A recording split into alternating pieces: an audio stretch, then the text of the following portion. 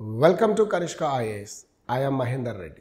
ఇటీవల కాలంలో బోధగయ వార్తల్లో నిలిచింది. కారణం, ఇక్కడ బౌద్ధం మరియు హిందువుకు సంబంధించిన వారు ఇది తమ ప్రదేశంగా పేర్కొనడమే. వాస్తవంగా యువరాజు సిద్ధార్థుడు బుద్ధుడిగా అవతరించిన నేల బోధగయ. దీని అసలు పేరు ఉరవేల అయినా దీన్ని బుద్ధుడి జ్ఞానోదయం కలగడం వల్ల దీన్ని బోధగయ అంటాం. అప్పటి నుండి బౌద్ధ మతస్థులకు ఇది ఒక పవిత్రమైన స్థలం.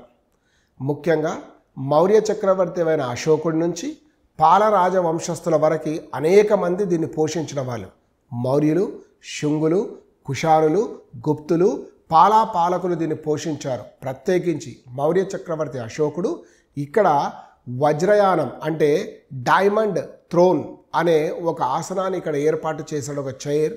సో ఆ తర్వాత కాలంలో దీని గౌరవం కొనసాగబడింది. కానీ భారతదేశంలో ముస్లింల పాలన ప్రారంభమైన తర్వాత బోధగయ ప్రాధాన్యత తగ్గిందన్నది నిజమే.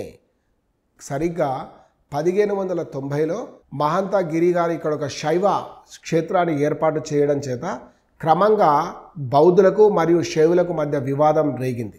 ప్రస్తుతం ఉన్న ఈ శైవ మతాధిపతి అయిన వివేకానంద గిరి గారి మాటల్లో చెప్పాలి అంటే బుద్ధుడు కూడా విష్ణు అవతారాలలో 9వ వాడిగా వాళ్ళు నమ్ముతున్నామని, అందుకే ఇక్కడ ఈ యొక్క హిందూ క్షేత్రంగా దీన్ని నమ్మాలి అని చెప్తూ ఉన్నాడు. కానీ మరొక వైపు బౌద్ధులు, ప్రత్యేకించి శ్రీలంక బౌద్ధ సన్యాసి అయిన అంగారిక ధర్మపాల అనేవారు ఈ విషయాన్ని ఆనాడు బ్రిటిష్ ప్రభుత్వ కాలంలోనే కోర్టుకు తీసుకెళ్లాడు. ఆయన మరణించిన 16వ సంవత్సరం తర్వాత నాటి Bihar government Bodh Gaya temple act అనే దాన్ని తీసుకొచ్చింది. దీని ప్రకారం బోధగయ ఈ యొక్క దేవాలయ ప్రాంగణాన్ని పరిరక్షించే బాధ్యతనంతా కూడా ఎవరు చూస్తారు అంటే ఒక చైర్మన్, 8 మంది సభ్యులతో కూడిన మొత్తం 9 మందితో ఉన్న కమిటీ చూస్తుంది. అదేవిధంగా బోధగయ జిల్లా కలెక్టర్ గారు కూడా ఎక్స్ అఫీషియో చైర్మన్గా ఉంటారు.